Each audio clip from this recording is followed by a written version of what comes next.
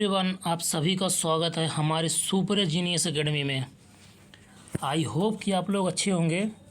आज हम लोग इसमें पढ़ते हैं विश्व की प्रमुख जल संधि, और उसके बाद मैं इसमें लेके आया हूँ पॉलिटी के 12 MCQ क्वेश्चन जो कि एग्ज़ाम पॉइंट से बहुत ज़्यादा इम्पोर्टेंट है।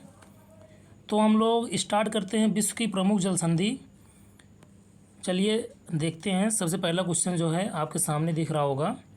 बास की जल संधि तस्मान सागर एवं दक्षिण सागर को जोड़ती है। बास की जल संधि तस्मान सागर एवं दक्षिण सागर को जोड़ती है। सुंडा जल संधि जावा सागर एवं हिंद महासागर को जोड़ती है। चलिए देखते हैं तीसरा क्वेश्चन। टोकरा जल संधि पूर्वी चीन सागर एवं प्रशांत महासागर को जोड़ती है। चलिए हम लोग देखते हैं चौथा क्वेश्चन। युकाटान जल संधि युकाटान जल संधि मैक्सिको की खाड़ी एवं कैरिबियन सागर को जोड़ती है। ये एग्ज़ाम पॉइंट से इम्पॉर्टेंट है। युकाटान जल संधि। ओरंटो जल संधि ओरंटो जल संधि एड्रियाटिक सागर एवं आयोनियन सागर को जोड़ती है। नॉर्थ चैनल जल संधि नॉर्थ चैनल जल संधि आयरिश सागर एवं अटलांटिक महासागर को जोड़ती है। हार्मुज जल संधि हार्मुज जल संधि फारस की खाड़ी एवं ओमान की खाड़ी को जोड़ती है। टारस जल संधि अरफुरा एवं सागर एजियन सागर को जोड़ती है। डायडन लीज जल संधि मरमरा सागर एवं एजियन सागर को जोड़ती है। बासफोरस जल संधि काला सागर एवं मरमरा सागर को जोड़ती है। मकासर जल संधि जावा सागर एवं सेलिबीस सागर को जोड़ती है। बाक-अल मड़वे जल संधि लाल सागर एवं अरब सागर को जोड़ती है। मलक्का जल संधि अंडमान सागर एवं दक्षिण सागर को जोड़ती है। ये भी एग्ज़ाम पॉइंट से इम्पॉर्टेंट है, जो कि एग्ज़ाम में ये पूछा गया है, तो इसको आप लोग एक बार अच्छे से देख लीजिएगा। पाक जल संधि मन्नार एवं बंगाल की खाड़ी को जोड़ती है। ये पाक जल संधि भी एग्ज़ाम के पॉइंट से इम्पॉर्टेंट है। लुजोन जल संधि दक्षिण एवं चीन फिलीपीन सागर को जोड़ती है। बेरिंग जल संधि बेरिंग सागर एवं चुक्सी सागर को जोड़ती है। डेविस जल संधि बेफिन खाड़ी एवं अटलांटिक महासागर को जोड़ती है। डेनमार्क जल संधि उत्तरी अटलांटिक एवं आर्कटिक महासागर को जोड़ती है। डेनमार्क जल संधि भी एग्ज़ाम के पॉइंट से इम्पॉर्टेंट है, इसको भी एक बार आप लोग ध्यान दे लीजिएगा।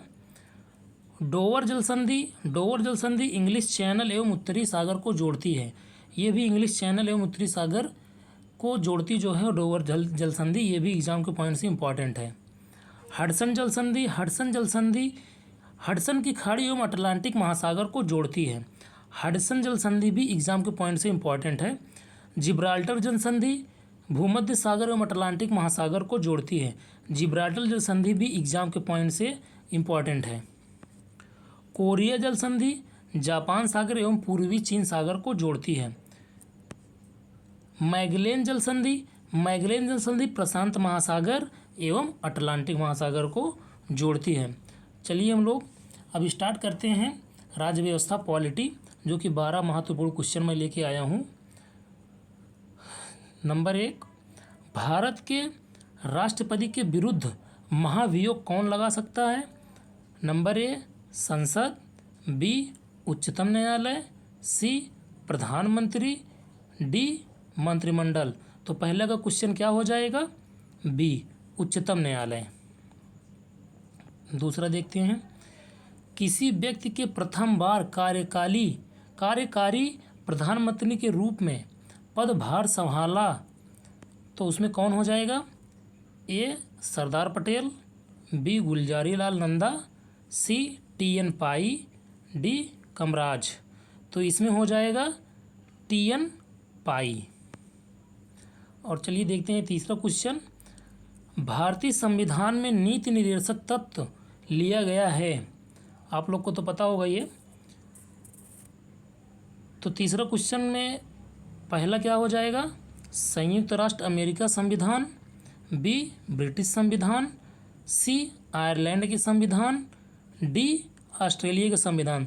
तो तीसरा का क्वेश्चन क्या हो जाएगा? डी ऑस्ट्रेलिया के संविधान। चलिए देखते हैं चौथा क्वेश्चन, संसद के दोनों सदनों के संयुक्त बैठक की अध्यक्षता कौन करता है? ए लोकसभा अध्यक्ष, बी राज्यसभा सभापति, सी भारत के उपराष्ट्रपति, डी भारत के राष्ट्रपति। तो चौथा का आंसर क्या हो जाएगा? बी राज्यसभा के सभापति।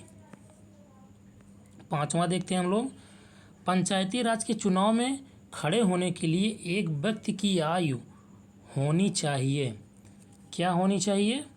ए 21 वर्ष, बी 18 वर्ष, सी 25 वर्ष, डी 30 वर्ष। तो पांचवे का क्वेश्चन क्या हो जाएगा? बी 18 वर्ष। संविधान प्रारूप समिति के समक्ष प्रस्तावना का प्रस्ताव किसने रखा? Number A Jawaharlal Nehru, number B Bhimrao Ambedkar, C BN Rao, D Mahatma Gandhi. तो छठवें का क्या आंसर हो जाएगा? बी भीमराव अंबेडकर। सातवां देखते हैं, प्रस्ताव में उपयोग किए गए शब्द समाजवाद, सोशलिस्ट और धर्मनिरपेक्ष, जिसे हम सेकुलर, तो इसमें कौन दिया? मूल प्रस्ताव के भाग थे, बी 29वें संशोधन द्वारा जोड़े गए थे, सी 42वें संशोधन द्वारा जोड़े गए थे, डी 44वें संशोधन द्वारा जोड़े गए। तो सातवें का आंसर क्या हो जाएगा? डी 44वें संविधान द्वारा जोड़े गए थे। आठवां देखते हैं हम लोग, पंचायती राज के त्रिस्तरीय समिति का गठन किसके द्वारा किया गया था? बलवंत राय समिति, अशोक मेहता समिति, विश्वेश्वर सिंघवी समिति।